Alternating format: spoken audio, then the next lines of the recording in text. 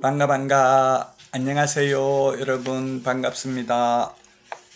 2023년 제34회 공인중개사 시험 대비 여단아 200선 141번입니다. 부동산 거래, 신고 등에 관한 법률에 대해서 옳은 것입니다. 1번 전자계약서 작성하면 따로 부동산 거래 신고서 제출할 필요 없고 해제신고서 제출할 필요 없고 주택임대차 신고서도 제출할 필요 없습니다. 확정일자 받을 필요도 없고요. 종이계약서, 종이확인설명서, 출력해서 보존할 필요도 없습니다. 2번 지문입니다. 거래 당사자 또는 개업공개사는 부동산 거래계약 신고 내용 중 거래 지분 비율이 변경된 경우에는 등기법에 따른 등기 신청 후에 후가 X죠. 등기 신청 전에만 변경 신고할 수 있습니다. 정정 신청은 언제든지 가능하죠. 그래서 2번 틀렸습니다. 3번 신고 내용을 조사한 경우 신고 간청은 조사 결과를 1회라는 말 없습니다. 그냥 시도지사에게 보고해야 된다라고만 되어 있습니다. 3번 틀렸고요. 4번 시장군수구청장은 허가받은 자가 허가받은 목적대로 이용하고 있는지를 매월이 아니라 매년 1회 이상 토지의 개발 및 이용 등의 실태를 조사해야 됩니다. 그래서 X고요.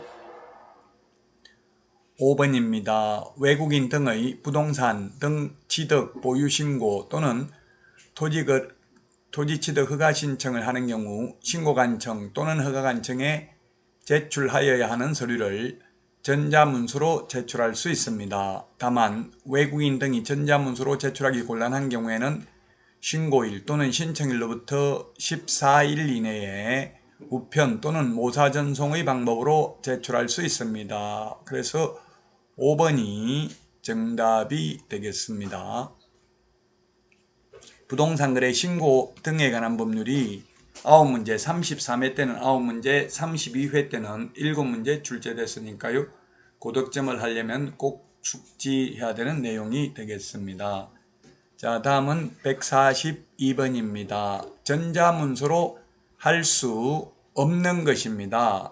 전자문서로 할 수 없는 것. 정답은 1번이 되겠네요. 1번.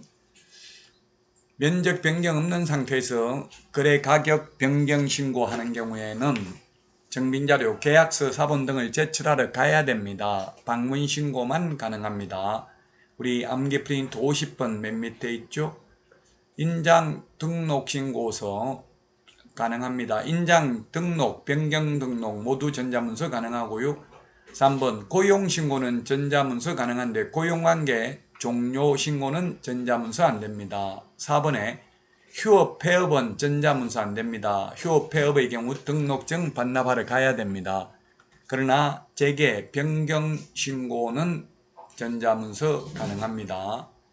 자, 그 다음에 개업공개사의 전화번호 상호 또는 사무소 소재지 정정신청의 경우에는 전자문서 가능합니다.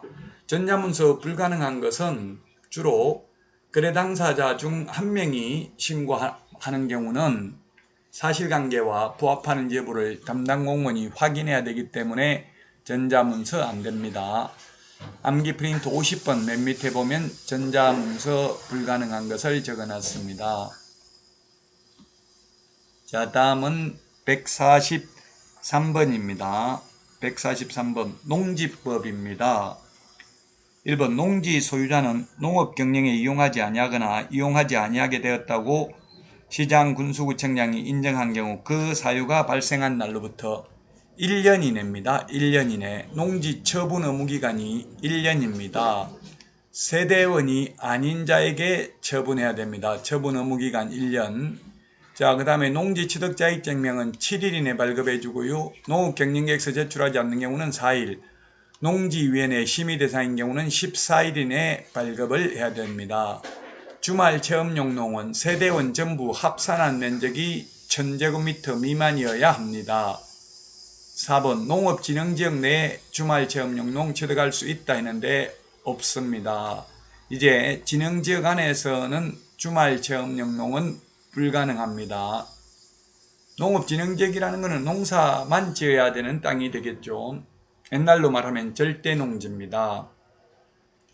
개정된 농지법 내용이고요. 그 다음에 5번 모자 건강의 보호 등을 위해서 농지의 소유자가 소유농지를 위탁경영 또는 임대, 무상 사용하게 할 수 있는 부득이한 사유로 임신 중이거나 분만 후 6개월 미만인 경우에 추가하였습니다.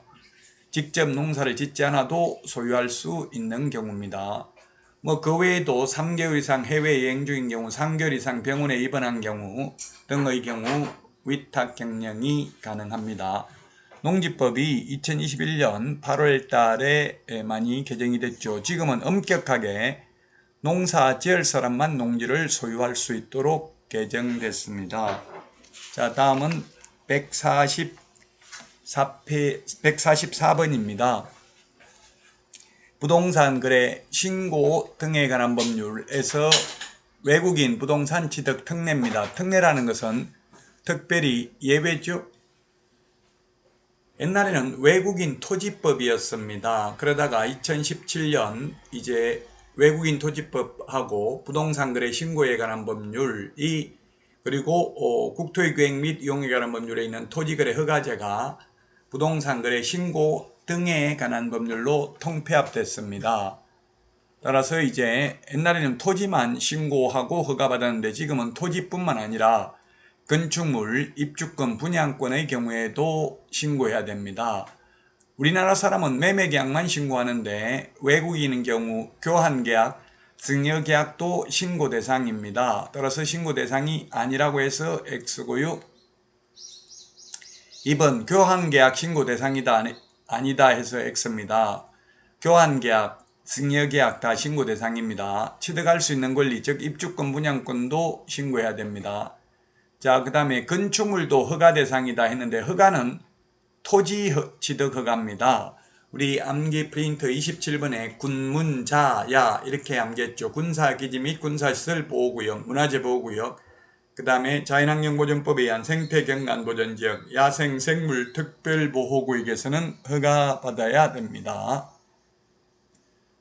자, 그 다음에 4번에 취득할 수 있는 권리, 입주권, 분양권은 허가 대상이 아니고 신고 대상이 되겠습니다. 그래서 틀렸습니다.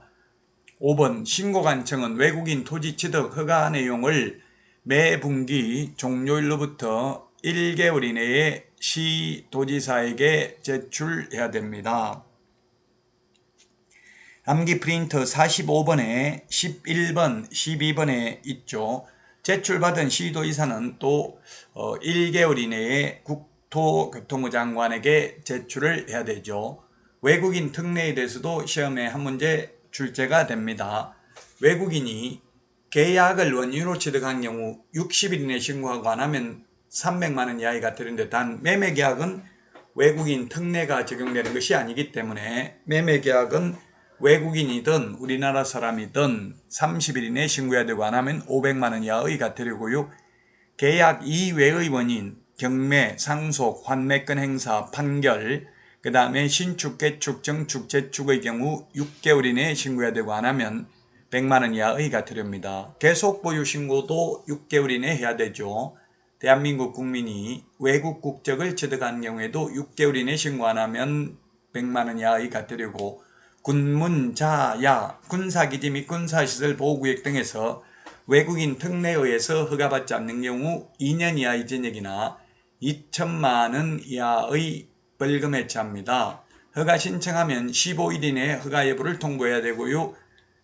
허가받지 아니한 계약은 무효가 되겠습니다. 자, 이번 시간 여기까지 하고 다음 시간에 찾아뵙도록 하겠습니다. 다음 시간에 만나요. 안녕.